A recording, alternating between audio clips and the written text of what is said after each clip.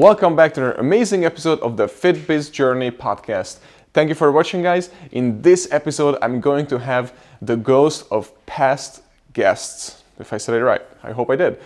So what I mean is, I am going to talk about, basically summarize what we talked about with a few guests for personal trainers and gym owners. I'm going to start out with personal trainers, how you can become a successful personal trainer and what are the steps that you should take, and then if it's really for you.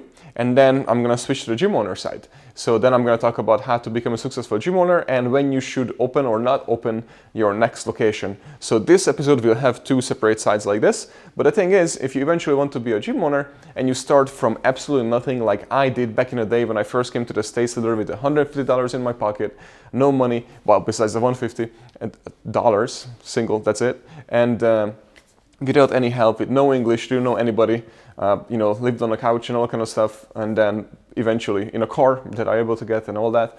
And basically my point is hustling through as first trainer and having like 5 side hustle jobs that you're doing at the same time, and then eventually open up your own gym. So there is that way too, but there's also people who have money right now and they want to invest it to start or own their own gym or even open up a franchise or open second or third locations. So that's why this episode is great for both sides. The far right, as in like, I have nothing and I want to start something and eventually want to have my gym as a personal trainer. And then we have the left side where it's like, oh, I have some money, I have some success and I would like to invest into a gym.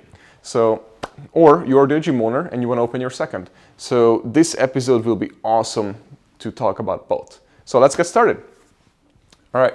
So last episode, if you remember, it was with Jordan Sayat. If you haven't seen it, I highly recommend it, especially for personal trainers starting out. Because first of all, he shared his story, which is amazing, by the way, and how he got the job with Gary Vaynerchuk and then how that changed his career. And now he's like the #1 guy on the internet for personal training. But he have said many amazing things to personal trainers that they really need to think about. And it was all about coaching. And he basically made a really, really good point that you shouldn't fixate on the money. Money is great and you definitely need money to be successful. But if you fixate on the actual client, take it one client at a time, that client that is right in front of you, right there, look into their eye and make them the most important person in the universe, then you will be able to attract more clients just like the client that you have. And then once those clients come in and you repeat the same thing and you fix their single problem, they become the most amazing referral sources for you and your business is start growing. But if you do it the other way and you have a client coming in and then you're just focusing on getting more and more and more, that's what you're going to talk about to the client too, that you need more clients, I don't have enough money, you check your phone sometimes, you're not there, and eventually you will lose even that client. But if you not lose it, that client will definitely not going to refer you anybody. So because they only refer to you if they trust you. If somebody doesn't refer to you, that means you did not earn their trust just yet. So, and think about it. Why would somebody think about this? Let's say you're working for a company and you have your coworkers and you have your boss and all this who have money and could train at that gym. But if you don't trust that gym just yet, why would you refer somebody? Because if you send in your boss, send in your coworkers and they hate the experience or they don't trust it or don't like it, that means they're not going to like you, not going to trust you, and you are the one who referred them there. So that's a big problem. And that is why referral game is crucial, but it starts with the trust. One of the best pieces of advice I ever got was people don't pay for coaching, they pay for coaches. Mm-hmm. And what that means is they could get coached by anybody. Yeah. But the reason they're paying one person for coaching, they're paying one coach, is because they trust that coach. Mm-hmm. They trust them as an individual. They like them. They want to support them. They want to thank them. That's why they'll stay loyal to them. Mm-hmm. So if you can think about how there's so much noise in the fitness industry and everyone's putting out information, why would someone choose you? Because they trust you. And how do you build trust? Not by trying to be like, well, I have all this amazing information, but you can't see it. You give them and you give them and you give them, and then they support you because of that. Be a coach, be a student. And if you're getting into the industry because you're passionate about fitness, then that's step one. If you're a model or you're someone using this as a stepping stone to make some extra cash, that's fine. I mean, I'm a purist. You know, I believe that if a coach is getting involved in this business, it should be for the right reasons of that they love to help people, that they love to continue to educate themselves. I think the main question, it's not for a coach. I think it's for people looking for coaches. Like, what do you look for? You want to make sure that you have someone that's passionate, that's in this for the long run, that's going to continue their education, that has that can call audibles from day to day, because you have your program, but you have to make adjustments day in and day out. Like, are they really a student?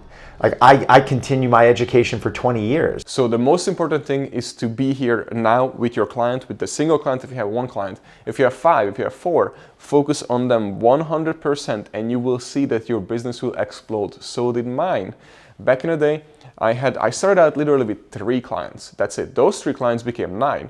And then those 3 clients became eventually 18 in a few months. So almost every month I doubled and tripled and all this my clientele as I first started out. I had absolutely nothing when I started out, guys. So literally nothing, not even a gym, not even a place where I can train them. I went out on Craigslist, I went out on Facebook, social media, all these places. I went out at night to bars and places and tried to basically, in so many places where I knew that people hang out that are my future clientele, and I try to be around and I try to be seen, try to be known, and then after that, get those people to come in. Rather than trying to learn the best way to post on social media or the best copywriting skills or the best video, if you focus on being a better coach, business will come. And this is why I'm not a big fan of the masterminds, the gurus, and the 6 figures real quick, because what they do is they shift your focus from helping people to making money. And there's nothing wrong with making money at all. Like, I'm a big supporter of building your business, and because the more money you have, the more you can help other people. I'm a big supporter of that. But I know coaches, and I know most people become a coach because they want to help people. And when your focus shifts from helping people to making money, all of a sudden you get really anxious and you don't like what you do anymore because you're not focused on what you love. When you focus on helping people and you focus on being a great coach and you focus on doing the right thing, the business will come. But when you focus on trying to increase your business rather than doing what you love, that's when you don't even like it anymore. And I started with 3 people and I sold them on giant packages up front. Obviously, I was working on my sales skills. Number 1 is your communication. Number 2 is your sales skills. Those are the 2 things that are most important to make it as a coach, personal trainer, or gym owner even, because the third one would be coaching, as in a personal trainer, which is hugely important. But if you don't have communication and sales, you can't get it. There's just no way you can make it. Because think about it, you're even selling at a time when you are coaching your clients. That's also sales, because you might be telling your client right there that we are going to do squats, bench press, and deadlifts. And that female who have never done that in their life, or they just hate it because they think they get bulky, then the right answer wouldn't be, no, you won't be, and then just let's do it because I'm the coach and I'm telling you what to do. You actually have to change their mindset, and you actually have to sell them on why that we are doing this and why is it good for you. If you don't do that, that's a argument and not basically sales, and eventually the client will leave and go to somebody else who able to sell them on what they want, because the equipment that you're using or the things that you're doing at the gym are not basically the destination what the client needs. Those are just the tools that will get the client to the destination. So you need to continuously focus on a destination as a personal trainer, as a coach. And once you become a gym owner, you would need to do exactly the same thing, but now for your employees. Well, if you're just starting out and you don't know the business, why wouldn't you want to be at a place with a proven brand where you could learn something and have a bit of air cover, as my business partner always says, and you have a little bit of protection? Meaning, if you're out on the street, your next lead might come from Whole Foods, it might come from the movie theater, it might come from a dinner, someone approaches you. But if that doesn't happen, where do your leads come from? Yeah, exactly. I mean, that's pretty risky. Or you could work at a place like this and get leads hands over fist every day, and you know that you have security because it's right there. Now, anyone who's seasoned at their craft is going to be able to convert those leads into sessions. Yeah. But that's an art and a skill as well. What I mean is, you could have the best program in the world, but if you don't understand how to communicate the information to the person standing in front of you, then it's useless. So, I've seen amazing trainers, great coaches with great skill sets, and they can't communicate to save their life. I'm talking about guys with degrees, guys with master's degrees, and they have zero clients because they don't understand that the way they talk and the verbiage they use isn't conducive to the person who needs training at the most beginner or primary stages. Does that make sense? Yeah, that made perfect sense. Yeah. We could frame this. Yeah. That was like what they need to hear right now. Yeah, but it's true. I mean, if you're, I'd almost take a person that's a way better communicator than a better trainer. I agree with you. Yep. Really, I would. And I know people were probably rolling over in their seats hearing that, but it's not that training isn't hard. I think it's incredibly hard. It's so in depth. There's a lot of just between anatomy, physiology, all the movements, the mechanics of the body, all of those things. I mean, it's daunting, but what I've learned is it's even harder. The number one fear, over death is public speaking, right? Mm-hmm. So that would tell you that it's a bigger fear to actually communicate, right? Yeah, true. Than know a skill set. If you don't know a skill set, okay, you can learn it. But if you can't communicate, there's no guarantees that you're going to feel more comfortable communicating in a year, really. Yeah. I love that because, you could, and it's all sales, because even in the studios or downstairs, let's say in the gym, there's a woman who's trying to sell you that she's not going to lift weights because she doesn't want to bulk up because that's her belief. Right. And if the coach doesn't know how to sell, all he's going to say is, well, you're not going to bulk up, let's go lift those weights. Right. But that's not going to fly. She's eventually going to leave if you're not going to be able to convince her or sell her. Word choices, you say, what makes you think you're going to bulk up? And the answer is usually, well, I've lifted weights before and I bulk up. Perfect. My next question is, how do you define bulking up? Mm-hmm. Because her definition of bulking up may be swelling from the previous workout where, there's a bit of inflammation and she's feeling like, that she's bulky. Yeah. And if you just walk her through the science and what actually happens, she might be okay with it. But no one ever took the time to explain that to her. Exactly. So I think being a good communicator is a major contributor of being a good coach, obviously. Mm-hmm. But it doesn't necessarily mean that a good trainer is a great communicator. Exactly. He really talks about it, how to become a better coach. And he even said that he would hire any better salesman, not salesman, a better communicator over any personal trainer in the world. Because a better communicator is able to communicate, able to keep the clients, able to get the clients, able to keep them happy, and then eventually able to get them the results. And the personal training side of it is just a skill that you can acquire. But if you don't have communication and you're not mastering it, then you are at a loss, especially if you want to start your own business. Because as soon as you open your mouth, you are selling. And you are always selling and you're always pitching. So you have to make sure that what you're doing is very well communicated to the audience. Now going forward, so with personal training, so now you got the coaching side that you need to focus on your clients, right? That's the number one. And then just like me, you're gonna able to build your business. And I literally, like I said, I didn't have a gym, didn't have a place. So if you're already training at a gym, even if a commercial gym, you're already ahead of me. And I was able to build all this that we have right now. So don't think that you have nothing. Nothing is better than having something actually, because you had nothing to lose. So you go for it. Now, so when I got my clients, again, I just focused on them and eventually it worked out. Obviously I had made huge sacrifices, no sleep, no going out, no partying, no nothing, just work day and night, 5 jobs at the same time for literally 3 straight years.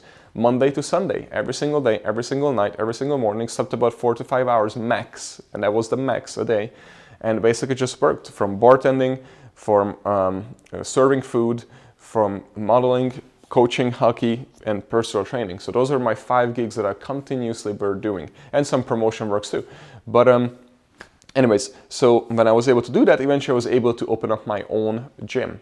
And then eventually I got to 2, to 3, to 4, to 5, to 6, and have an OR machine and all these things that led to it. And now the amazing podcast, so I can teach you guys to basically how to do the same thing and how not to make the mistakes that I have done and how to make it better and how to not waste money, energy, and employees. So anyways, so personal training.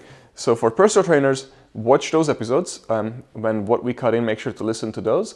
But number one is that you just have to be there for your clients. And then of course have a social media presence because once your clients go out and then talk to their friends, they're gonna look you up on social media. So your social media definitely need to be on point, and make sure you post once a day. That's it, that's enough. If you're just able to post once a day for the next 3 years, you will see where your career lands. It all goes back to helping people for free for years and years and years. I would say for the first 2.5 to 3 years, I'm gonna just say that one more time, 2.5 to 3 years of posting every single day, my audience barely grew.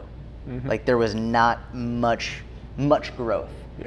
It went from 0 to several thousand, which is not that much. Nope.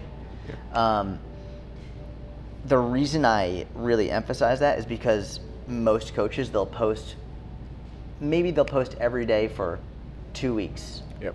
And then they'll be like, what's going on? Like, this isn't working. It's the same thing as like if you have a client who ate perfectly for 2 weeks and then gave up. Yeah. They're like, well, why am I'm not losing any more weight? Like, what's going on? I don't look the way I want to look yet. It's like, of course you don't. It's been 2 weeks. Yeah. Post every day. Or if not every day, 5 days a week for 3 years straight. Then you have earned the right to be upset if nothing's happened. Yeah. But the caveat is, if you've posted every day for 5 or 3 years straight, something's gonna happen. Yes. Those are the 3 skills that are really matter. Is literally communication, sales, and coaching. Nothing else really matter. Your certifications don't matter. When I started, I had no certifications whatsoever, and even today, I just have the basic certifications that I can do online. And they're so basics, anybody can become a personal trainer, but nobody cares about that. They care about the communications. And that's why there's so many successful entrepreneurs, CEOs, business people, coaches, personal trainers, all these successful people who not only don't have certifications, they never went to school, no college, some didn't even finish high school. So, and they still made it because it's, again, communication is number one, then sales and coaching. If they have those 3 mastered, they can accomplish anything that they want, and so you can. Now for gym owners, I would really highly recommend that if you're already have a single location, then before you even think about opening your second location, you must max out your current location. So are you 100% sure that this is the absolute maximum that you can get out of your current location? Rules for this inside a gym launch. Typically, until you learn marketing and sales, it's really difficult to grow your business. It's very difficult. So once you acquire the skill of marketing and sales, which plenty of gyms and fitness entrepreneurs then acquire, then they think, cool, I'm doing it at 1, I should do it at 2. I usually don't say yes to that because the next skill set is entirely different. Yeah. It's operations, and they don't have that skill set. And typically most entrepreneurs are not operational minded. And so they're more promotional type people, they're more risk taking, et cetera. And so my yardstick is you need to have $150,000 in your bank, like after taxes. Your gym, you have to be netting $20,000 a month from your gym every month, and it has to be growing with you spending 5 hours a week or less in the facility until you've met those things. Now, a lot of people are like, well, I'll never meet that. And it's like, well, then there's probably a reason that you should never have a second facility. Perfect. Right? Perfect. And that's really what it comes, you know what I mean? It's like not, like I tell people to grow vertically. Yeah. A lot of times you can get a gym to 6 figures, 150 a month if you just know how to do it well. And like a lot of people are like, well, I made 10,000 a month from this gym. Now I just need to have 6. It's like you can make 50 grand a month from a gym. You just need to know how to do it. Exactly. And you have less liability. You only have 1 lease, not 6 in your name. Like you have way fewer. And if you run the model right and you're selling higher ticket programs, you're selling higher value services, you're way better off. If you're selling a workout based experience and you're charging between 99 and 130 a month, you're screwed. Do you have your coaches all maxed out? Maxed out completely, right? There's no place you can do. And if you remodel your current studio, the layout and everything, can you squeeze out more money? If the answer is yes, do not open your second location yet. Once you completely maxed it out, that's the only time you can open up your second location. So look at your layout, make sure if you can make adjustments, can you make more money? Can you fit in more coaches? Are those coaches happy? Or everything is perfect? Because if they're not happy, it's not maxed out, it's just gonna get worse because now your attention will go to the second location because you're leaving the first location. So that's why you have to make sure that at first, the first location is 100% on its own and running like a well-oiled machine. So number 1, is it maxed out? Okay. Number two, everybody's happy, coaches are happy, everything is good, and there's no way you can fit in more clients. Now, do you have supplements? Do you have clothing line? Do you have meal prep? All those little things that you can basically add up. Online coaching too, if you have a hybrid model when you have in place and online coaching. If you don't have online coaching yet, I would even recommend to add in an additional online coaching just so you can max out your current studio even more, so you have more money, more squish when you open up your second one. Now, if all of that is done and you have cash on your hand to open up the next studio, I highly recommend that you at least have the amount of cash that you can run the whole studio for a whole year without a single dollar income. So basically at loss. That's very important because even the construction, when you do it, it might say that your contractor or whoever you're doing it or yourself, it might take 1 to 3 months, right? And it might become 9 months. I've been there before. This actual place actually supposed to be 3 months and it turned out to be almost 11 months. So almost the whole freaking year while I paid the rent and we were closed because we had so many problems with permits and the contractor and so many things and they messed up. We had to start over, right? That was my first studio that I opened and I learned a lot. Since then, we can open up studios in 2.5 weeks and 1/10 of the price. So we have learned like crazy. We can pop studios open like this overnight. Now, anyways, so to make sure, again, to max out your current studio, right? So how do you do that? So you add in all those little incomes that I just said on the side, and once that maxed out, again, the rule is that you can pay for the other studio for a whole year if it sits there completely empty. And then you can open up your second one. But also find out why do you want to open up your second one and who is going to run the first one, because your focus should be on the second one.